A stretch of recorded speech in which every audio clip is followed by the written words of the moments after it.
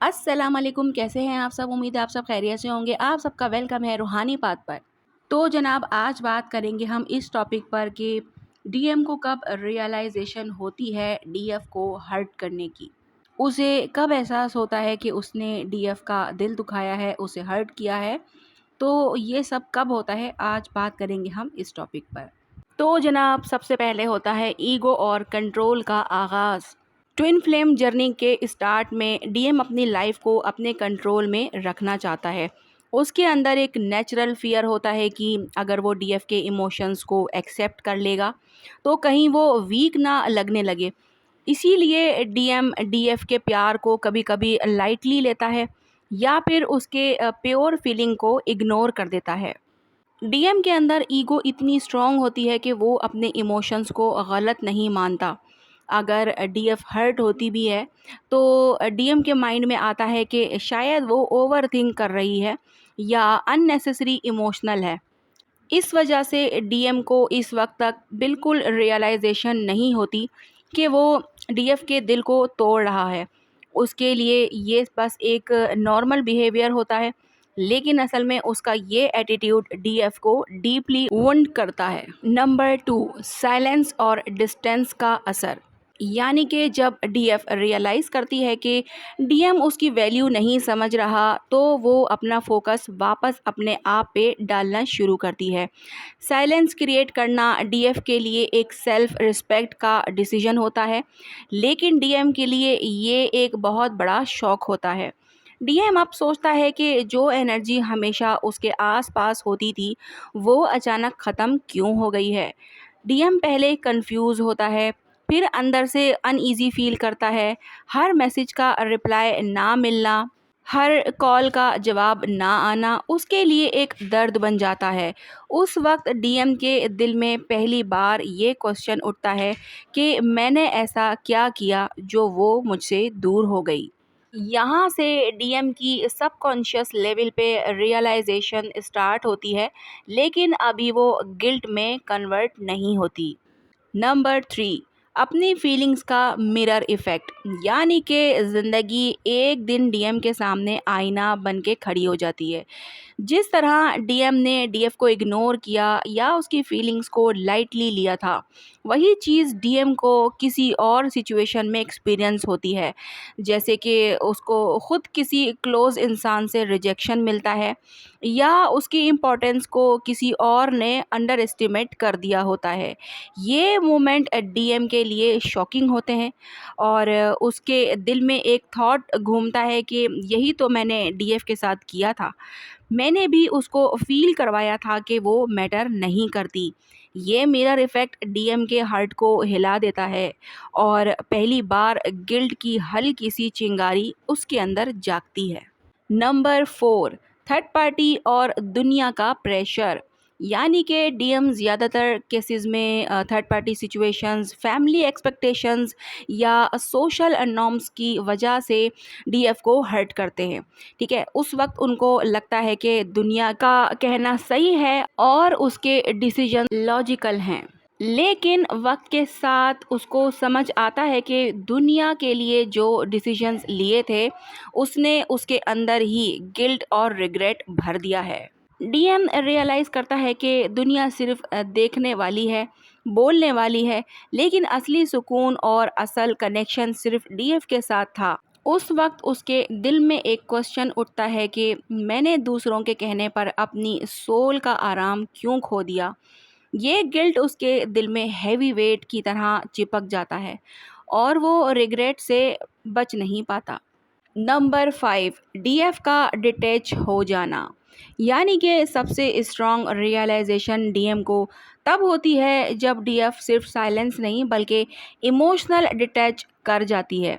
यानी कि वो डीएम के लिए रोती नहीं, कॉल या मैसेज का वेट करती नहीं और अपनी लाइफ में ग्रो करने लगती है। डीएम जो पहले कॉन्फिडेंट था कि डीएफ हमेशा उसके लिए रहेगी, अब उसको लगता है कि कहीं वो डीएफ को हमेशा के लिए खो ना दे। उसके दिल में एक खौफ जागता है और वो हर दिन सोचता है कि मुझे लगा वो कभी नहीं जाएगी, लेकिन मैं ही उसको इतना हर्ट कर गया हूँ। कि अब उसने वापस आना बंद कर दिया है। ये रियलाइज़ेशन डीएम के लिए बहुत पेनफुल होती है और यही उसको गिल्ट के गहरे समंदर में धकेलती है। नंबर 6, इनर एम्प्टीनेस और लोनलीनेस। चाहे डीएम कितना भी बिजी हो, कितने भी लोगों के बीच हो, उसके अंदर एक खालीपन हमेशा फील होता है। ये एम्प्टीनेस उसको रात के अकेले लम्हों में सबसे ज़्यादा टॉर्चर करती है। जब दुनिया सो रही होती है और डीएम अपनी सोच में खोया होता है, उसको सिर्फ एक चीज़ याद आती है, डीएफ की वैल्यू। डीएम रियलाइज़ करता है कि उसने उस इंसान को हर्ट किया था जो उसको सबसे ज़्यादा समझता था। हर एक स्माइल, हर एक कन्वर्सेशन, हर एक केयर डीएफ की उसके दिमाग में फ्लैश होती है और उसके साथ ही गिल्ट की एक और लेयर चिपक जाती है। उसका दिल कहता है कि मैंने अपना सब कुछ खोना चूज़ कर लिया था, बस अपनी ईगो के लिए। नंबर 7, कर्मा और लाइफ लेसन्स। यानी कि यूनिवर्स कभी भी अनफेयर नहीं होता। जो हर्ट डीएम डीएफ को देता है, वो किसी ना किसी फॉर्म में उसको वापस मिलता है।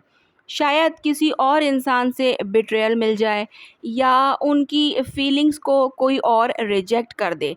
ये कार्मिक साइकिल डीएम को उस दर्द से गुजारता है जो पहले डीएफ को मिला था। उस वक्त डीएम को क्रिस्टल क्लियर समझ आ जाता है कि अब मुझे वही दर्द फील हो रहा है जो मैंने उसको दिया था। मैंने जो वुंड्स उसके दिल में बनाए थे, आज वही वुंड्स मेरे अंदर भी हैं। ये कार्मिक रियलाइजेशन डीएम के लिए सबसे पावरफुल अवेकनिंग होती है। नंबर 8, अवेकनिंग और स्पिरिचुअल पुल। यानी कि ट्विन फ्लेम जर्नी सिर्फ फिजिकल या इमोशनल नहीं बल्कि स्पिरिचुअल भी होती है।